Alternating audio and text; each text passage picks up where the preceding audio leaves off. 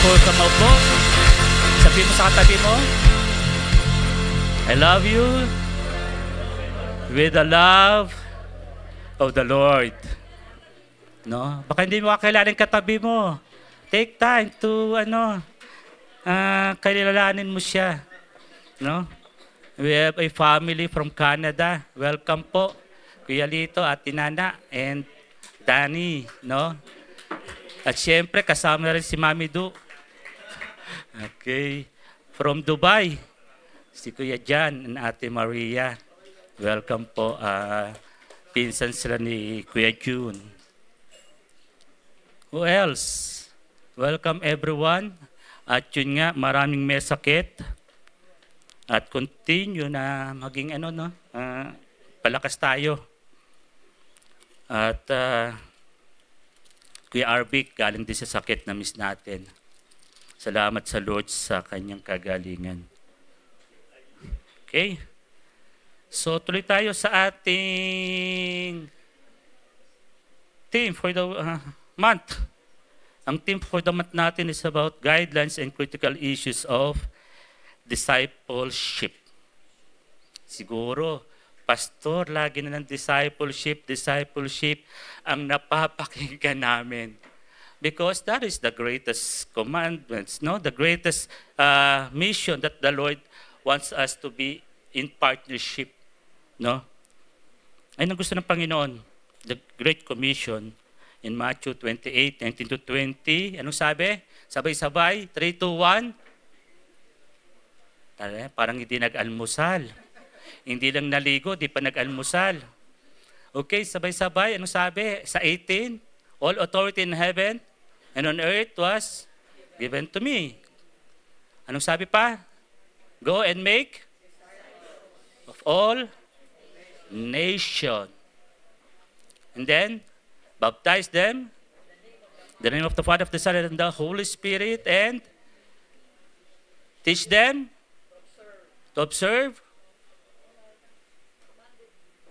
that teach them to obey, di ba?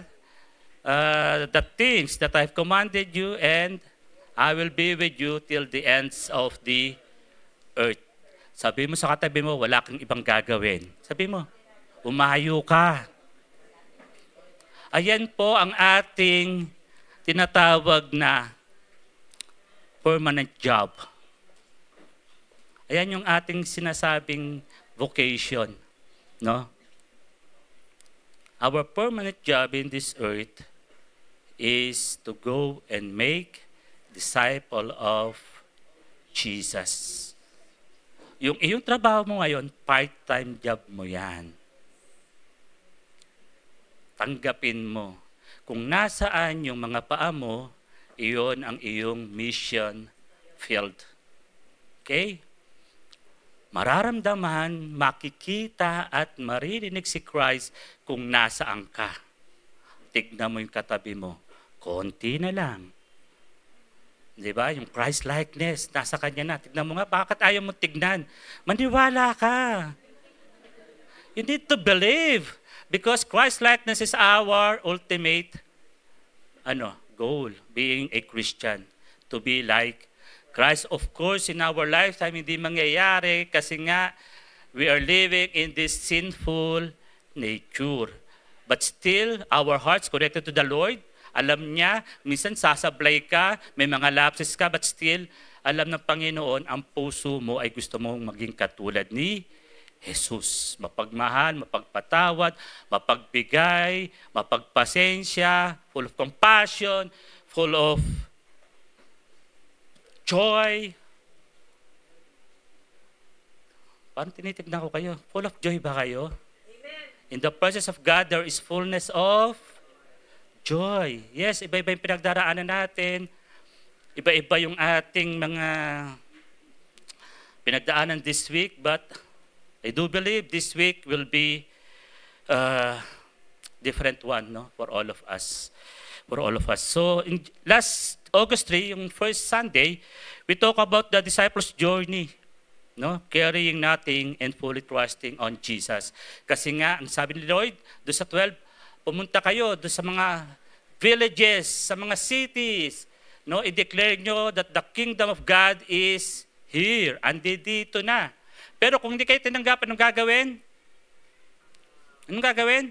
Ipagpag ang iyong mga sandalyas. Okay? So, okay lang. Kung tayo ay nag-share ng salita ng Diyos, nireject tayo, no? Pinosecute tayo, it's not about us. Si Jesus ang nire-reject nila. Okay? And last week, ang ating pinag-usapan is about understanding Jesus. No?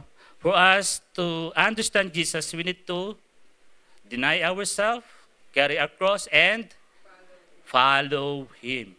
Sabi ko nga, hindi mo pwedeng sundin si Jesus hanggat hindi mo pinapasan ang krus at hindi mo mapapasan ang krus kung hindi mo ipinagkakait ang iyong sarili. Okay? Denying yourselves or self-denial and cross-bearing, hindi madali. Kasi ang gusto ni Arnold, lagi siyang sentro ng mga accolades, ng mga palakpakan. Ang gusto ni Arnold, siya lang ang bida. Ang gusto ni Arnold, siya lang ang matatangyag. But the problem,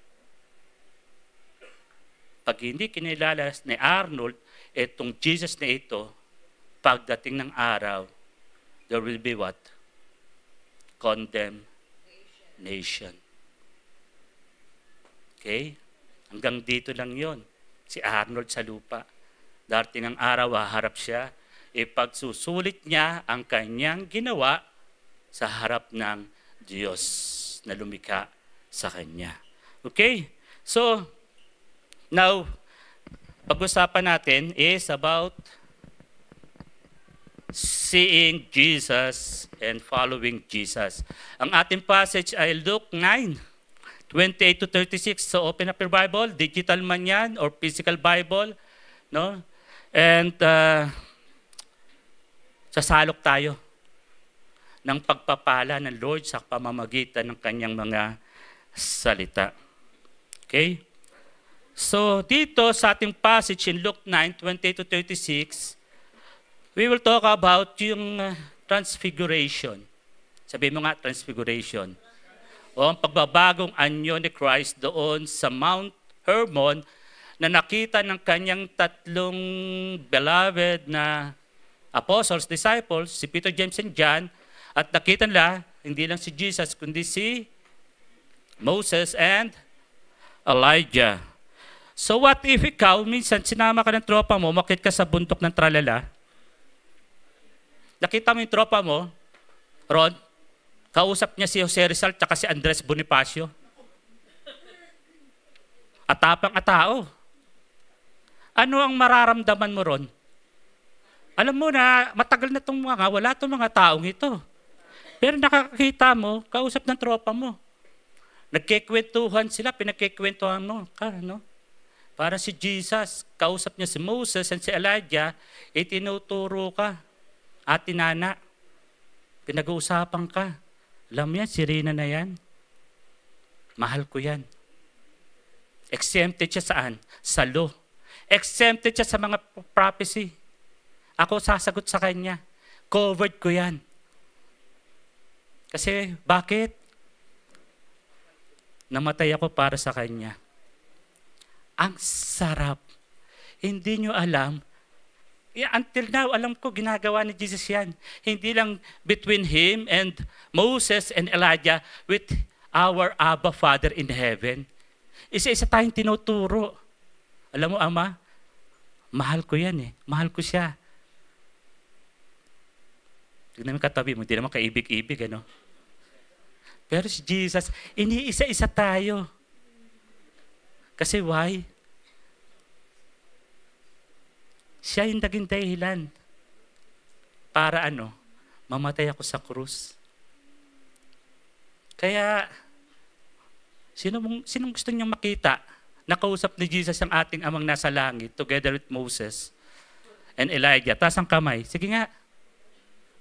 Ba't ayaw nyo? Ba't hindi kayo excited? Ba't di kayo excited?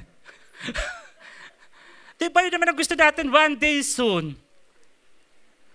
We will all worship Jesus face to face. Kung kanina, I want to thank the Lord. Grabe, ang galing ng ating worship team. Maraming salamat.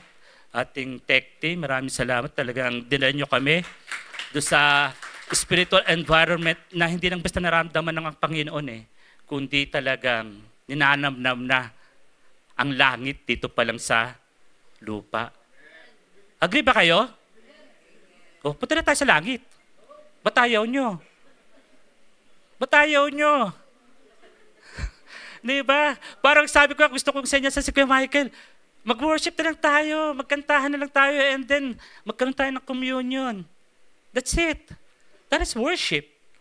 Pwede naman tayo magbukas ng Bible natin sa ating mga bahay and listen from the Lord through His Word. No? Pero yun nga, maganda pa rin tayo magsama-sama. So, dito sa passage natin, nakita natin nga, sinama ni Jesus. Ito ay 8 days after sabihin ni Peter kay Jesus, na tinanong ni Jesus, sino ako para sa inyo? Ang sabi ni Peter, you are the Christ, the Son of God. 8 days after, sinama sila ni Jesus, Peter, James, and John doon sa Mountain of Transfiguration. Okay? At yun nga, nakatulog. Sino? Yung tatlo. Sana walang matulog sa inyo ngayon. Ewan ko ba naman, bakit yung tatlong to, pag sila exclusive na kasama ni Jesus, lagi silang tulog. Kailan pa yung nangyari yun? Anong event pa? Yung nangyari na tinulugan nila si Jesus, that 3 times ginising sila. Where? In the Garden of Gethsemane. Sabi ni Jesus, samahan niyo ako, magpipray ako. Please intercede for me kasi alam ko may mangyayari. Na ako ay may hirapan, ako ay ipapako sa krus. Tapos nakita niya kanyang mga apostol. Anong ginagawa? Nga. Tulog. 3 times. Kaya huwag kang matutulog, baka kalabitin ka ni Jesus, paggising mo, nasa langit ka na. Di ba? Nasa langit ka na. So nagulat yung kanyang mga apostle. Si Jesus with Moses, representing the law, and Elijah representing the prophets, and Jesus representing the gospel, the fulfillment of the law, the prophecy, and the gospel. Lahat ng iyon ay na-fulfill dahil kay Jesus. From Old Covenant, with those 10 commandments, with those 613 ordinances, pagdating ni Jesus, pag kanyang pagkamatay at pagkabuhay, absuelto ka na. Acquitted. You're convicted and then acquitted because of Jesus. But we need to understand na hindi lang natin ito dapat alam We need to understand Jesus.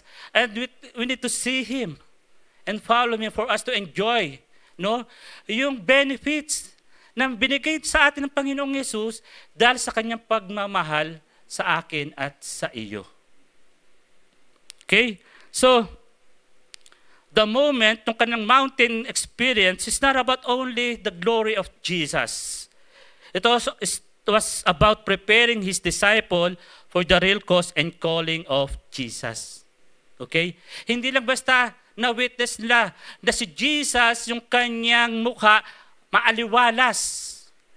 Hindi lang basta natapatan ng mga ilaw, ng liwanag, ng araw, kundi from His face, doon nang gagaling yung liwanag. At kumikinang yung kanyang kasuotan.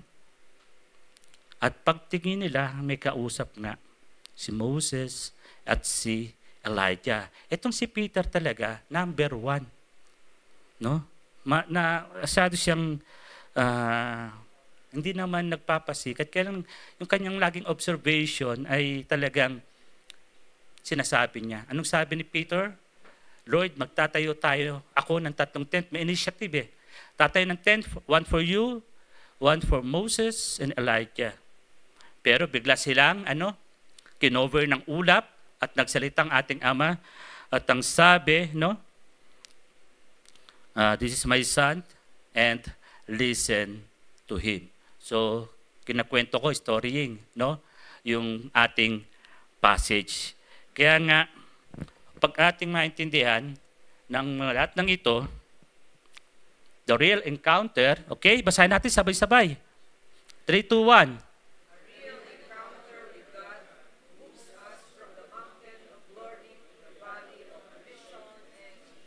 Yun. Ang tunay na pakikipagtagpo sa Diyos ay nagpapakilo sa atin mula sa bundok ng kaluwalhatian patungo sa lambak, sa valley ng mission at pagpapasakop. Kasi nga, through discipleship, sees Jesus clearly, follows Him through the cross and listen to His voice. No? Avoiding the traps of distraction, comfort-seeking, and disobedience. Kung talagang naintindihan mo si Jesus, nakikita mo siya, no? At talagang sinusunod mo siya, pwede mo talagang i-deny ang sarili mo. If you truly understand Jesus. Kaya pag-usapan natin yung mga guidelines for discipleship. No? Luke 9. Okay? 28 to 31. Lahat na naka-black, basa. Ayan na naman, tinignan na naman yung mga damit nyo. Pupunta kayo rito, hindi nyo alam kung anong damit sinuot nyo. Lahat na naka-black, basa, sabay-sabay. 3, 2, 1.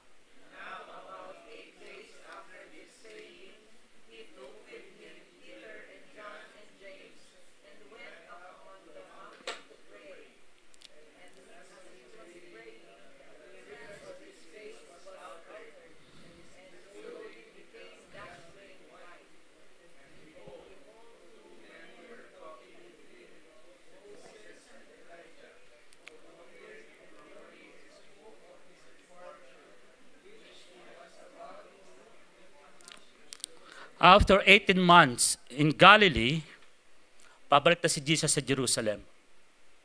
Okay? Mangyayari na yung kanyang purpose na mapako sa krus. So,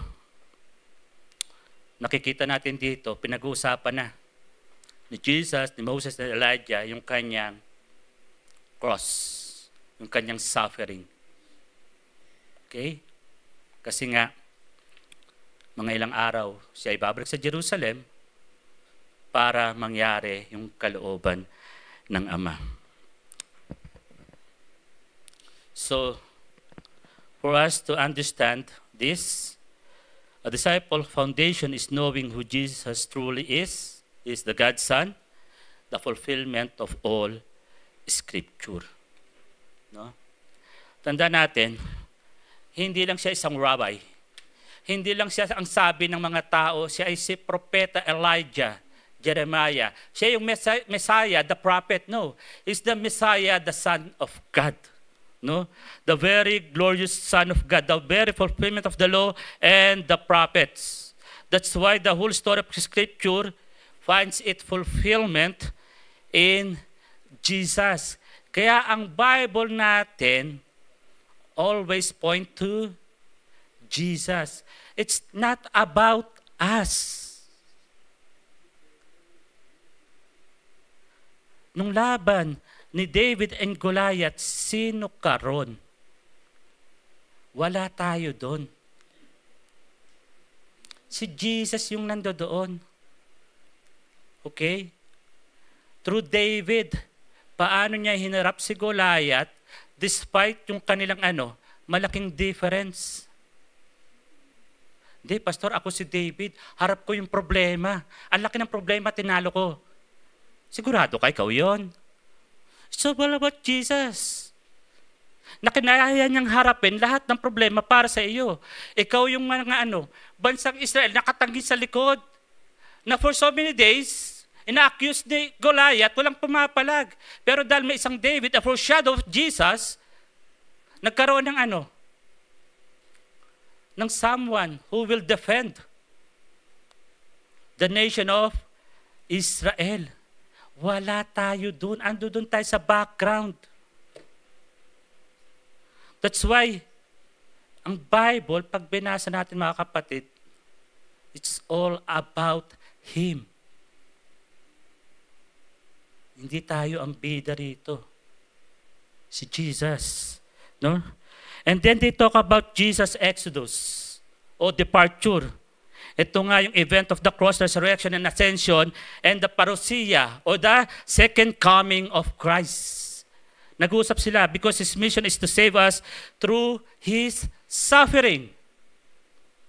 And after that, glory comes after the cross. Kaya nga sabi, siya ay naging submissive until to the point of death. At siya ay nakita natin na nasa kanang luklukan ng Ama. At bilang co-heir of Jesus, darating ang araw, andudong ka rin.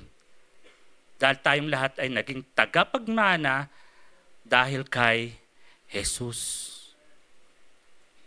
Kaya okay lang. We need to embrace suffering. We need to embrace pain, hurts.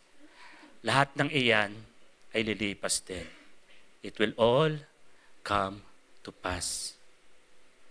No? Kaya walang Kristiyanong mukhang pasas, mukhang ubas. Ano may katabi mo? Anong itsura? Ubas o pasas? Kasi bakit? Ang daming problema. No? Ang daming pinagdadaanan. Ang daming suffering. Okay lang yan. Because no, hindi marerepay ng lahat ng yan yung joy that we have in Christ. Okay? So, ano pa nakita natin? Why it matters? Bakit ba mahalaga ito? Ang sabi, misunderstanding Jesus leads to shallow, mababaw na pananampalataya at isang maling pagsunod. Bakit? Kung nasabi ito? Kasi maraming Pilipino, pag tinanong mo, kilala mo si Jesus? Anong sasagot sa inyo? Sino nakakilala kay BBM? Taas ang kamay. Presidente ng Vietnam. Pilipinas. Kilala natin lahat. The problem is, pagdating mo sa Malacanang, may protocol officer. Kung papapasukin ka o hindi, tatanungin ka, anong sadya mo sa presidente? Wala po, gusto ko lang makita. Tatawag yon. Mr. President, andito si Jude, kilala mo ba to? Ay, hindi ko kilala yan. Huwag niyo papasukin yan, baka assassin yan. Di ba? So, pagdating naman, kung kilala ka naman, tatawag ulit yung protocol officer. Your Excellency, andito po si Ken. Ay, si Ken. Apo ko yan, pamangkin ko yan. Sige, papasukin nyo. Dadaling ka saan? Sa banquet hall. Sasalubungin ka ng kanyang mga alalay doon. Tayong pagkain. Doon kayo mag-uusap ni Mr. President. Kasi bakit? Kilala ka. So it's not enough na kilala mo presidente. It should be what? Dapat kilala ka rin. Same thing with Jesus. Ang dami nakakilala kay Jesus pero hindi na iyang gumawa ng kasalanan. Ang dami nakakilala kay Jesus na namatay dahil sa ating mga kasalanan and yet hindi ako na iyang gumawa ng kasalanan. Anong klase yun? Do I have a truly deep relationship with Him? Na kaya kong in-neglect yung kanyang grace, yung kanyang mercy? What I'm after is, ano yung gusto ko? No.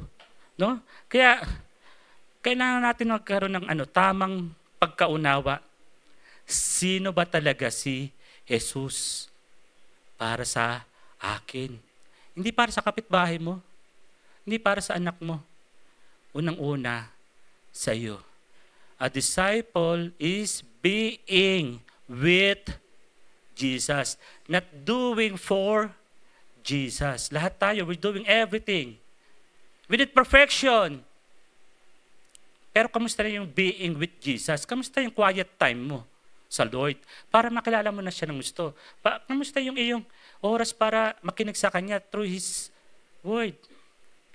Basta magpapakapagod ako, gumawa para sa Panginoon, okay na yon. No.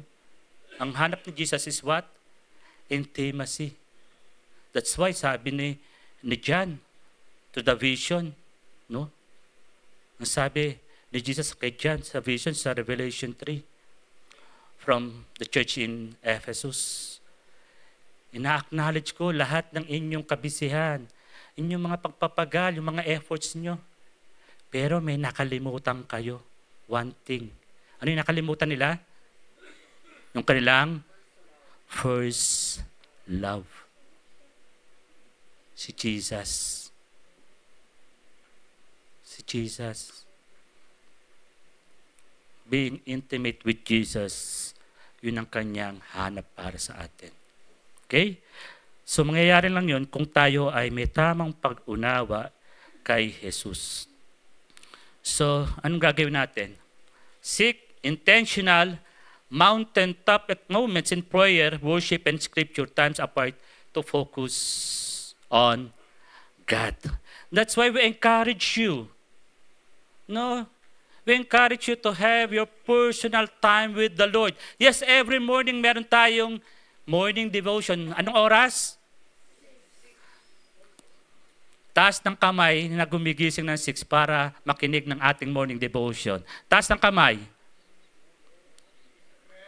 Sigurado kayo, nakikita ko yung mga pangalan nyo ron. Pero yun, okay? Maaring iba busy, maaring iba may trabaho. Pero dahil ito ay recorded ni FB, pwede balikan. Pero tandaan natin mga kapatid, no? Ito ay devotion na nagsishare, hindi natin. In-inspire lang tayo para magkaroon tayo ng time na basahin natin, meron tayong church-wide, no? Bible reading for the whole year. Binibigay sa atin. So, nakikinig tayo doon, nanonood tayo doon, hindi natin devotion yun, devotion na nagsishare. Ina-encourage lang tayo na magkaroon din ng time for our own feeding ng word. Okay? Hindi dahil napanood ko na si Brother Elmer tuwing Monday. Tama? Tapos Tuesday, si Brother Dan. Wednesday, si Kuya Marvin. Tapos Thursday, laging ako. Kamusta kaya yung mga kapalitan ko? Sana nakikinig sila ngayon.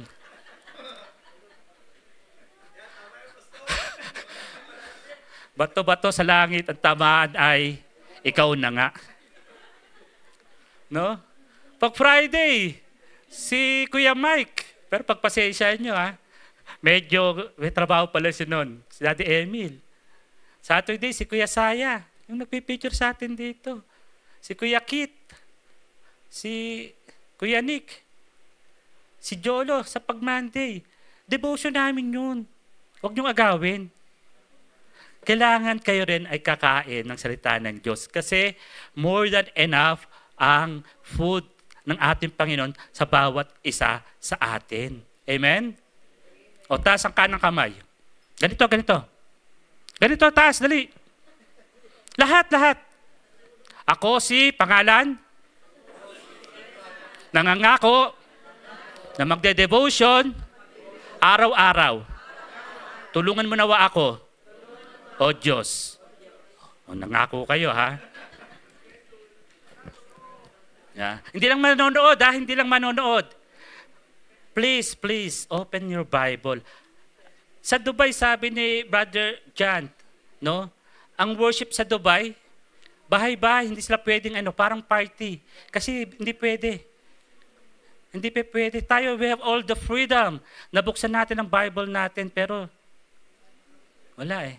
We tend to neglect the very wisdom na kailangan natin. Kasi nga, ang nangyayari, priorities.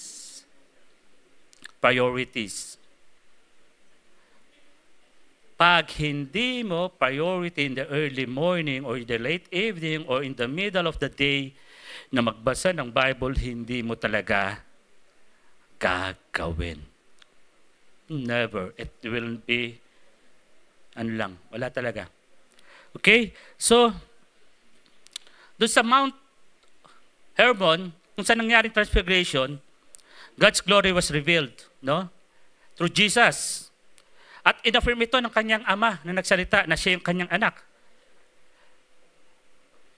The mountain of transfiguration is a place of waiting, a place of prayer, and a place of preparation.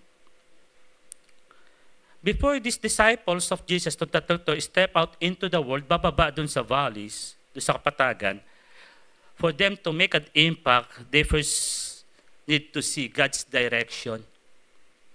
Okay? Kaya sinama sila ni Jesus. A place of prayer, a place of waiting, a place of preparation. Church, where is your place of waiting? Where is your place of prayer? Where is your place of empowerment? Katulad ni King David, every time na may battle siya, pupunta siya sa En-Gedi, where he will encounter the Lord. That's the place na kung saan, doon sa cave na yon, meron na siyang chance para maghiganti kay King Saul. Ano ginawa niya? Pinunit, hiniwa yung kapirasong damit ng robe ni King Saul bilang evidence na kayang-kaya na sanang i-assassinate pero hindi niya ginawa because ando doon siya sa place of his encounter with God in Gedi. And in Acts chapter 1 to the upper room, ang sabi ng mga apostles, nakita nila si Jesus nag-ascend, babalik na siya sa Galilee from Jerusalem. Sabi ni Jesus, wait lang. Balik kayo sa upper room. Antayin nyo yung comforter na ipadadala ng aking ama. And at the upper room, 120 of them, parang tayo ngayon. Biglang dumating si Holy Spirit. Na-empower sila. Nagkaroon sila ng tapang. Nagpag-preach. And even Peter, the one na nagbigay kay Jesus, no? Nagkanulo. In one preaching, how many? Tumanggap kay Lord, kay Jesus, how many? Balikan nyo naman yung Bible nyo. Ilan? 3,000 people. And after that, hindi na mabilang. No? Babalikan nyo yung last verse, sabi doon, na please nila, Lord, ang mga tao ay bumilip sa kanila dahil sa kanilang mga ginagawa at pagkakaisa. At sabi doon, and the Lord added to them daily. Hindi na mabilang. Nagkaroon ng exponential growth because of that place sa upper room na kung saan sila nag-pray, nag-antay, at nagkaroon ng empowerment from the Holy Spirit. Church, encourage you. Find a place where will you encounter Jesus. Hanap tayo. Why? We need those empowerment. We need those mga God's direction. Ang hirap ma-frustrate sa mundong ito. Ang laki ng case ng depression. Ang laki ng case ng anxiety sa mga believers at hindi believers. Lahat tayo ay pwede makaranas noon. It's not about faith. It is a mental sickness. It's not about faith. Na mahina yung faith, kaya ganun, no.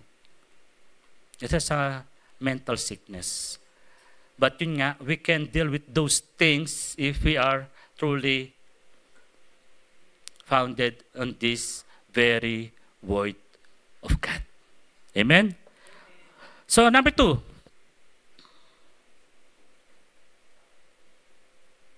So, number 2. Okay? So, verse 31 to 33. Pakibalik. Basahin muna natin. Okay, kanina mga nakaitim, mga nakaputi. Basa, mga inaantok 3, 2, 1.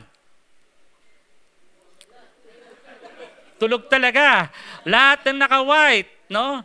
O basa. Who appeared in glory of his departure.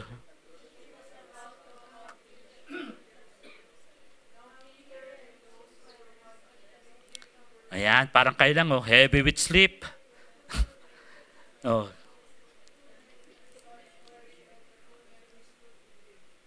And as the men were parting from him, Peter said to Jesus, Master, it is good that we are here. Let us make 3 tents, tabernacle, no? Sabi, one of you, and one for Moses, and one for Elijah. Pero hindi mo alam ang sinasabi mo, Peter. Why? Kasi po, bakit kaya naisip ni Peter na yon? Magtayo ng tent as a reminder nung kanyang na-witness na pag-uusap ni Jesus, Moses, and Elijah. Kasi kung babalikan natin, meron silang, ang mga Hudyo, meron tinatawag na Feast of Sukkot. Feast of Tabernacles or Feast of Booths. No? Ito yung 7-day na Jewish holiday na inaalala nila yung kanilang wandering in the desert, 40 years. No? So para silang nagaglamping. Okay? Sa Jerusalem, sa Israel, tatayo sila ng mga tent doon. Okay? At yun nga, ito yung time of celebration. At nire-remind nila yung God's protection, provision during their journey sa wilderness. At nga, mga temporary shelter ito at dwelling na ang tawag nila is suka. No? So, mga 4 na klase ng materials na kanilang ginagamit para magtayo ng parang temporary dwelling, no, structure, na kung saan 7 days sila nagkakasama, halos tabi-tabi sila, nagsa-celebrate sila, lahat welcome, kasi nga ito yung Feast of Tabernacle. Kaya naisip ni Peter na magtayo ng ganon. Pero bakit mali? Tama naman yun. Ito yung kanilang isa sa mga Jewish tradition. Kasi ang problema, no?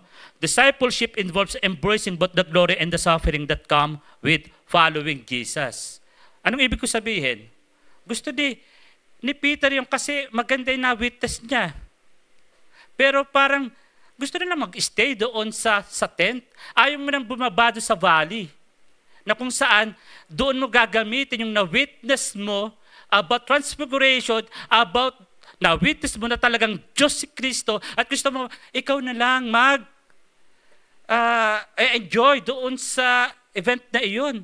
Kaya ang gusto ni Peter, siya na lang. Pero sabi, hindi. Hindi mo alam ang sinasabi mo. Kaya ka naging witness is for you to make an herald sa buong Israel na na-witness mo si Jesus isang nasa glorified na body. Marami sa mga disciple, ang gusto lang ay glory. Ayaw ng suffering. Okay na ako. Masaya na ako dito. Ligtas na ako. At ang sabi, we need to go. As we go, no, we will make disciples. Kasi ayaw ma-reject. Ayaw ma-persecute. Ayaw maiwan ng mga tropa niya. So, ganito ang iniisip ni Peter. No?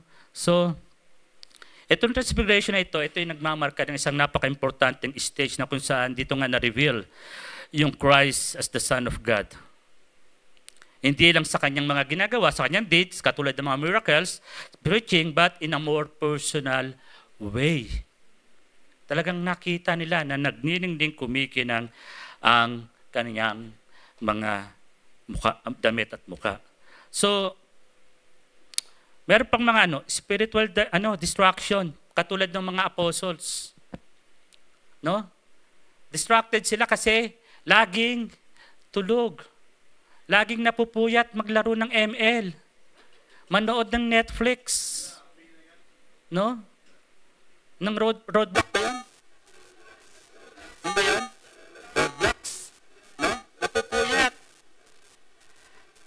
So, nanonood sa YouTube ng kung ano-ano. Kaya anong oras nagigising? So, nagkakamta ng mga spiritual direction that seems na nagpapano sa atin. Nagpapalabo na makita ang presensya ng Diyos. No? Katulad ni Pedro, may mga distraction siya. Kaya ang mas gusto niya na manatili sa bundok kesa bumalik sa ministeryo. So, mahalaga po ito na makita natin kasi nga, many wants blessing, okay? Many want the blessing without the sacrifice that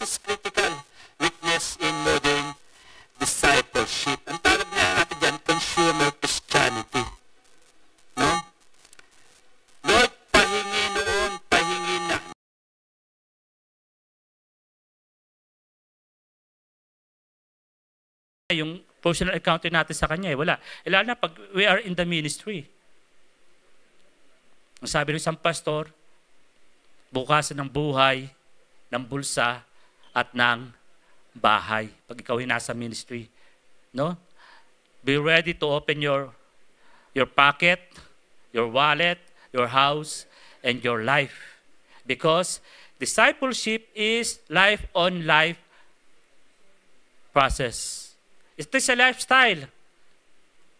Buhay mo, buhay ko. Bakit buhay mo, buhay ko? Kasi may isa tayong Christ na nasa atin. The same Spirit that raises Jesus from the dead is the same Spirit that is in us. Kaya pag sinasaway kayo ng pastor nyo at leader nyo, kasi mahal kayo. Ayaw tayong mapariwara. Kaya tayo sinasabihan. Hindi para apihin, hindi para lapastanganin, kundi baka mapahama ka, mapariwara ka. No? Hindi kami naman personal mga pastor. Never. Ikaw yan eh. Ikaw makapag-decide sa sarili mo. Pero kung nakikita ko na napapahama ka, sasabihan kita. Hindi dahil perfect ako. Hindi dahil righteous ako. No. I have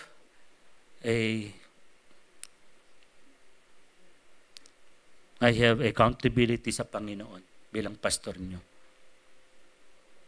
At the end of the day, harap ako sa pastor. The great pastor, the great shepherd. Ako, under shepherd.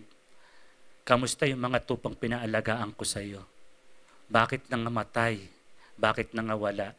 Anong isasabihin ko? Kasi ang tigas ng ulo ni Jethro eh. Jesus, binitawan ko na. Namuti na yung buko. Ang dami ko ng puting buko eh. Ayaw pa rin magbago eh. Pwede bang ganon? Pwede ko bang i-justify yun? Hindi eh. Hindi. Kaya nga po, no? Discipleship. Especially when it comes to relational discipleship, napaka-messy. Why? Because relationship is toxic. Kahit nga mag-asawa, nag-aaway eh. Di ba, Kuya Lito? Pero hindi ibig sabihin, nagkaroon tayo ng hindi pagkakaunawan, kaaway kita. Hindi. Of course, no? Hindi tayo nag-agree sa ibang mga bagay, pero hindi ibig sabihin, kaaway kita. Basta importante, mahal mo ko, mahal kita, tayo pa rin hanggang wakas. Kaya, tignan mo yung asawa mo, katabi mo. Tignan mo, dali, sabihin mo, dali, sumunod ka sa akin. Kaya, papasanin ko ang krus. Habang buhay. Yan. No? Si Kristo, ilang oras lang pasa ng krus eh. No? Si Kristo, ilang oras lang. Pinako, after 3 days, nabuhay mula sa mga patay. Pero ikaw, dahil katabi mo asawa mo, mangako ka. Papasanin mo ang krus habang ikaw ay may hininga. Okay? So, anong ating application? Prepare your heart to endure challenges for Christ's sake, knowing glory follows obedience. No? We need to embrace not only blessing, we need to embrace those pain and suffering. No? Kasi we want blessing, pero without sacrifice. Ang nangyayari. Kaya nga nagkakaroon ng ano? Nagkakaroon ng consumer Christianity. Ano ang makukuha ko, anong mapapala ko, anong mabebenepisyo ko rito? No. Ano yung pwede mong ibigay? Ano yung pwede kang lumago ka, mag-grow ka sa iyong spiritual journey?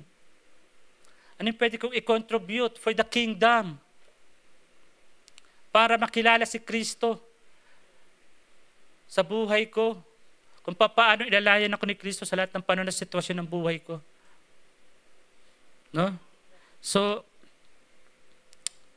prepare your heart. Prepare your heart.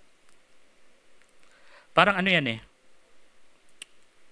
Para bang may pinapag-pray ka sa Lord na isang mahal na mahal na mahal na mahal mo sa buhay.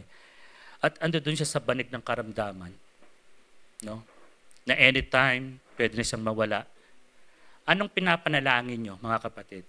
Pag ganon. Anong pinapag-pray nyo sa Panginoon? Anong pinapag-pray nyo? Kagalingan, miracle, di ba?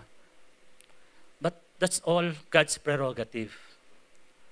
What is important, pag nag-pray tayo, Lord, ihanda mo yung puso ko sa kalooban mo. Of course, gusto natin siyang gumaling, makasama pa sa atin siya ng mas matagal, pero lahat ng iyon, desisyon ng ating Panginoong Diyos. What is important, Lord, prepare my heart to accept your will. Yun. Hindi ko sabi wag niyo panalangin na gumaling, no. Always prepare your heart. Kung ano ang kalooban ng Diyos, yun ang mangyayari. Okay? So always, dito pa lang, ayos pa lang tayo, okay yung mga sitwasyon natin, yun na lagi ipag-pray natin, Lord, ano yung puso ko, Lord, bantayan mo. Na hindi matakot. Lord, bantayan mo ang puso ko na hindi magmalaki. Lord, bantayan mo ang puso ko na hindi mapagod. Lord, bantayan mo ang puso ko na maging mapagpatawad. Lord, bantayan ang puso ko na laging maging pag-ibig. Kasi nga, ang ating ultimate goal is to be like Christ. Unless na ayaw mo maging katulad ni Kristo, it will never happen. We need to connect our heart to the very heart of Jesus.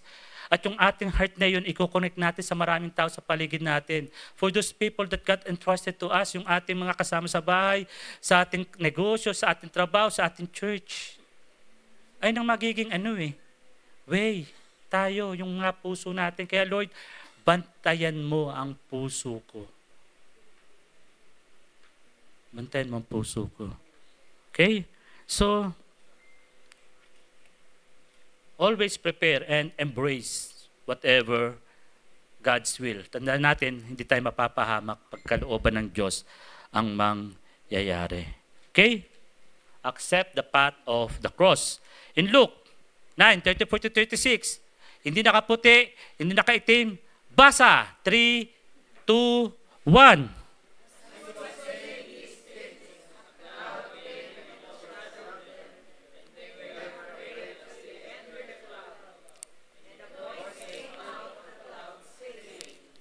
This is my son, my chosen one.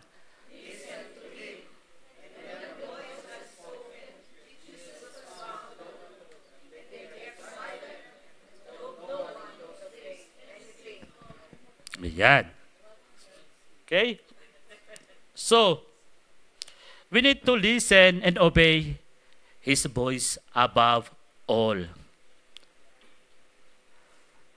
Ang dami sa atin nanonood ng ano yung kay Senator Tulfo? Rafi? Isumbong mo kay Tulfo? Yun ang pinapakinggan? Yun ang pinapanood? Ang tawag ko nga rin, Tulflix. Hindi Netflix, Tulflix. No? Kasi magsumbong. At tapos pinagdagan pa.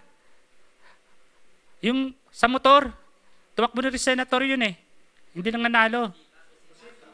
Si Busita, si Colonel Busita. Doon pumupunta yung mga tao para sa early dispensation ng mga justice na hinarap nila. Kung gusto naman justice, saka pupunta? Sa Diyos. Because He's a perfect judge. Ang problema, pati Supreme Court, kine-question Now, who has the authority? Supreme authority when it comes sa interpretation ng law. Ng Panginoong Diyos.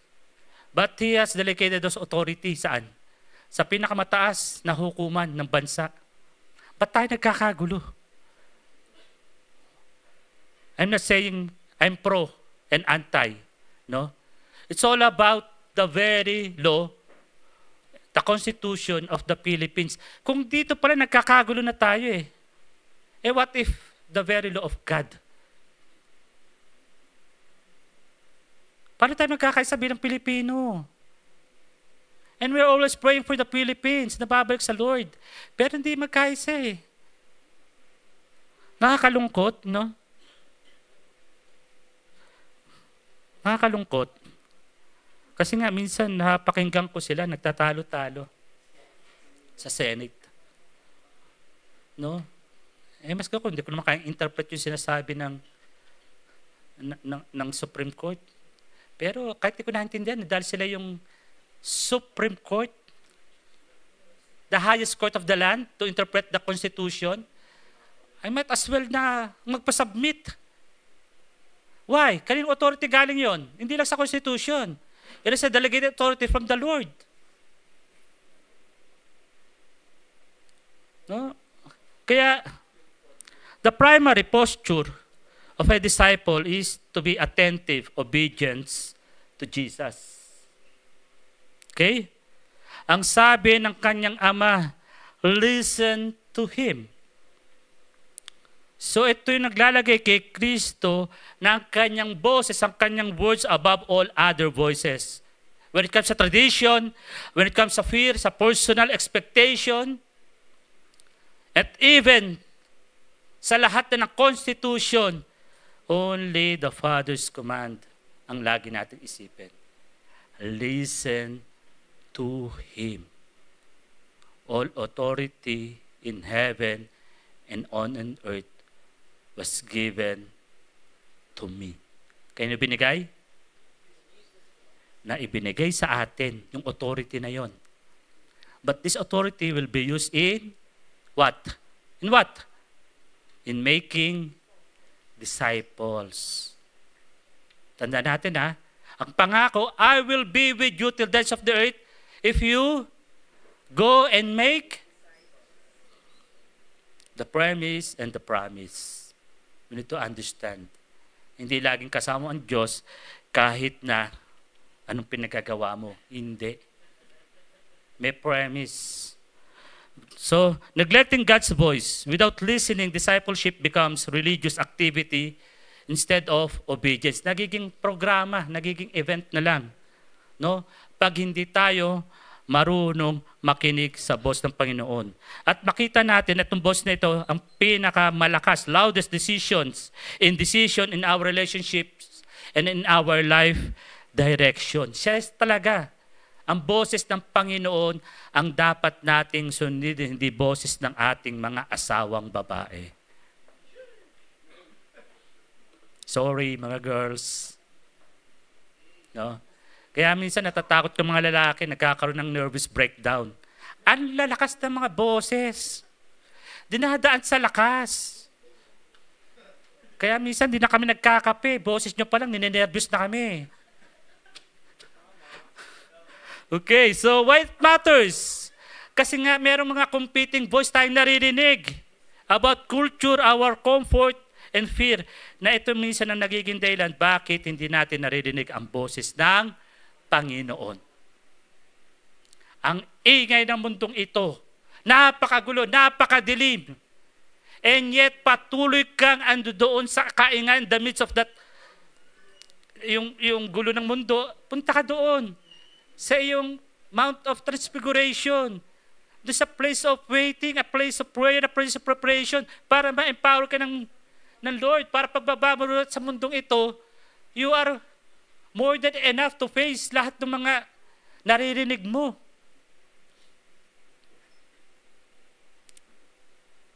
Di ba? Kaya minsan na-absorb natin eh. Na-absorb natin kasi wala talaga tayong panahon at lugar para mapakinggan ang boses ng Panginoon. So make intentional space in your life to hear from Him and act on His words. Ano yung intentional sa Tagalog? Nananadyak. Nananadyak. Hindi nananadyak. Huwag niyong antayin tadyakan kayo ni Lord bago kayo makinig. Di ba ganyan ginagawa ng mga magulang natin? Pag ayaw makinig, 1, 2, 3, meron ng tadyak, palo. Tapos galit na galit ka pag napalo ka. Ayaw makinig eh.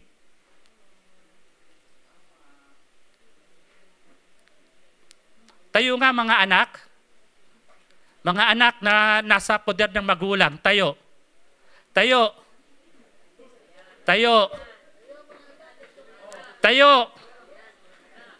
Yung mga nasa poder ng magulang. Taas ang kamay. Taas. Ako ay si... pangalan. Nangangako. Nasusunod sa aking mga magulang, sa ayaw, o sa gusto ko. Tulungan mo ako, O Diyos. Opo. Kaya nagkakagulo sa pamilya eh. Isa lang ang tatay, isa lang ang nanay, hindi pa pwedeng lahat tayo magulang. The same thing sa langit. Isa lang ang Diyos, ang gusto ni Lucifer, dahil sa kanyang kagalingan tumugtog, kumanta, gusto maging Diyos, hindi pa pwede. Isa lang ang Diyos. Ako ang lumikha sa'yo, hindi ka pwede maging Diyos. Yes, acknowledge ko yung galing mo sa worship. Ikaw yung worship leader eh. Pero hindi ka pwede maging Diyos. Kaya kasama ni Lucifer, wanted of the angels, saan binaba? Saan tinapon? Saan? Dito.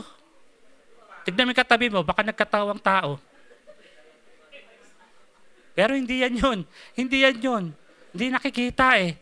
No? Kaya nga tayo merong spiritual realm. Meron tayong tinatawag na spiritual realm na minsan itong mga masasamang mga anghel na ito na itinapon mula sa langit kasama ni Lucifer, ito ginagamit ni Lucifer para sirahan yung ating mga relationship. Ito ginagamit ni Lucifer para hindi natin mapakinggan ang salita ng Diyos, dinidistract tayo. Dapat we need to understand, nung tinanggap natin si Jesus, tayo pumasok sa pakikipaglaban. The battle is not about the flesh and blood, but those principalities in the heavenly world. Tanggapin natin, may kaawitan na hindi natin nakikita. Na pinipilit sirain tayo sa isa't isa. Sirain tayo sirain ng gobyerno natin. Sirain yung ating relationship sa Panginoon. That's why we need to listen and obey God's voice above all. Okay? Ang daming boses dito sa mundong ito. Kaya nga, for our conclusion, si Jesus clearly accept the cross and listen to His voice. Huwag lang natin basta-basta bisitahin ng bundok. Hayaan natin ang bundok na baguhin ang paraan natin ng paglakad natin pagdating sa valleys, doon sa lambak, doon sa kapatagan. No? Hayaan natin yung experience natin doon sa mountain, top experience natin, ay maging dahilan ng pagbaba natin, pagharap natin sa mundong ito, ay kaya natin ipagsabi, ipagsigawan, nakita ko ang Diyos, narinig ko ang Diyos, naramdaman ko ang Diyos. Amen po ba? So, for our reflection, okay, in your own discipleship journey, what helps you keep your eyes fixed on Jesus when life gets noisy or difficult? Sa iyong lakad, bilang paglalakbay, bilang isang tagasunod ni Kristo, bakit nahihirapan kang mag-focus sa Kanya?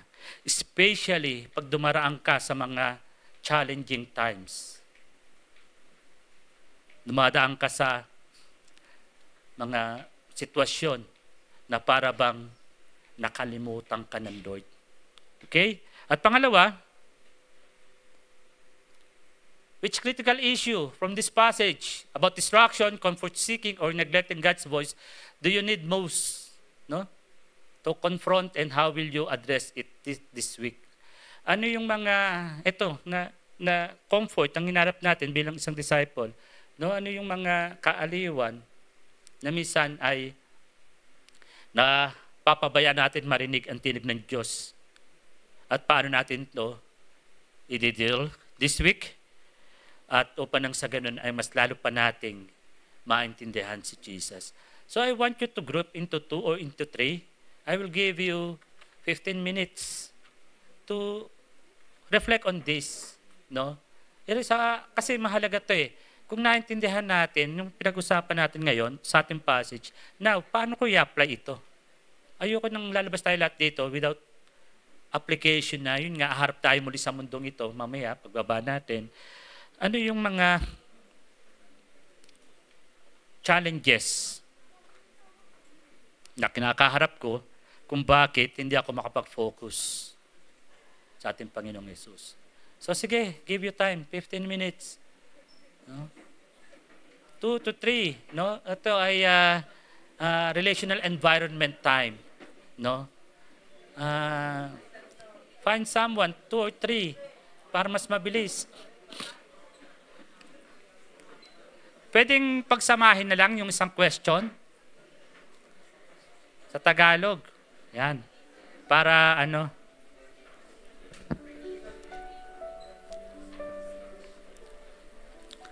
Ano yung mga hindrances? Ano yung mga hindrances? Challenges bilang isang tagasunod ni Kristo? Bakit nahirapan ka na mag-focus sa Kanya, kay Jesus? No? Yan. Sige. Pag-usapan natin. And we can minister to one another. Kasi baka may pinagdaraanan yung kapatid natin ngayon. Akala mo lang masaya siya, nakangiti siya. Baka meron siyang pinagdaraanan. Tulungan natin. And let's minister to him, to her. No? Kasi yung oras na to, yan, Tirosa, dito kasama ka kay, yan, Kuya Lito, dyan ka kila dyan. Si Ate Rosa, sama ka kila Dali. Yan, sila Rina, samahan. No? And minister to one another. It's all about application of the word. Mahalaga po ito.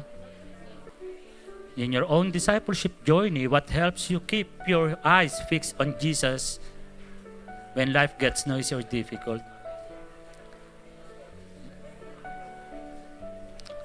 Ano yung nakakatulong sa iyo? No? Iba pala yung ano pala ang nakakatulong sa iyo kung bakit nakafocus ka kay Jesus kahit na mahirap ang buhay o maingay, no? Ano ang dahilan bakit nakatuto ka, nakafix ka kay Jesus sa kabila ng mga challenges? Yun pala yun. Yan.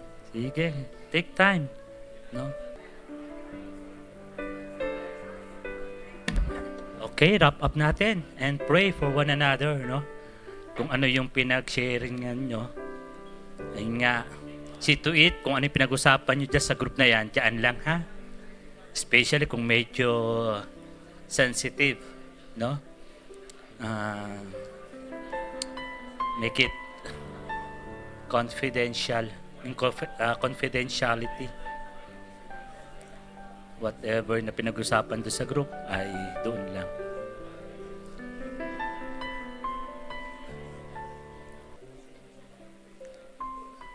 Indeed, the Lord is in this place, no?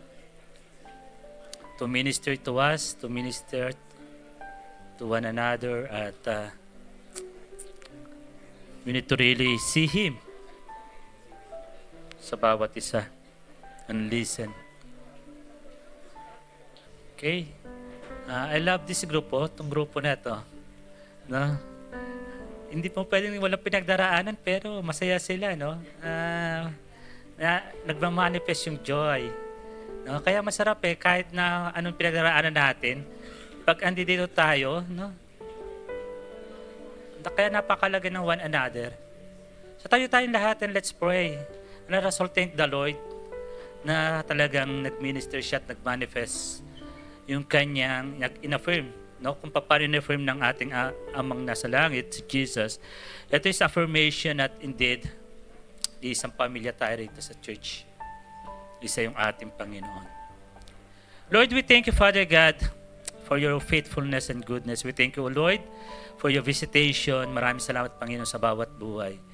na may mga pinagdaanan, and yet, ando doon, Panginoon, ang mga kapatid, at especially Lord, ikaw, para alalayan kami, at patuloy na harapin ang mga challenges na ito ng may enlightenment, may discernment, may knowledge and wisdom that comes from you, na hindi mapapaya, Lord, yung pangalan mo, kundi may tataas, Lord, ang iyong kalwalatian. Kaya God, I pray for your people, O Lord. Lord, would you bless them, O God? Bless them, O Lord, indeed. Be with them, God. Be with them. Embrace them. Let your provision, your protection, and promotion be with all of us, O God. We love you, Lord, and patuloy, Panginoon. Ang pag-ibig na ito ay mag-manifest sa bawat buhay ng mga anak mo na nagmamahal sa iyo. Marami pong salamat, O Lord, sa pangalan ni Jesus. Ang lahat ay magsabi ng Amen and Amen.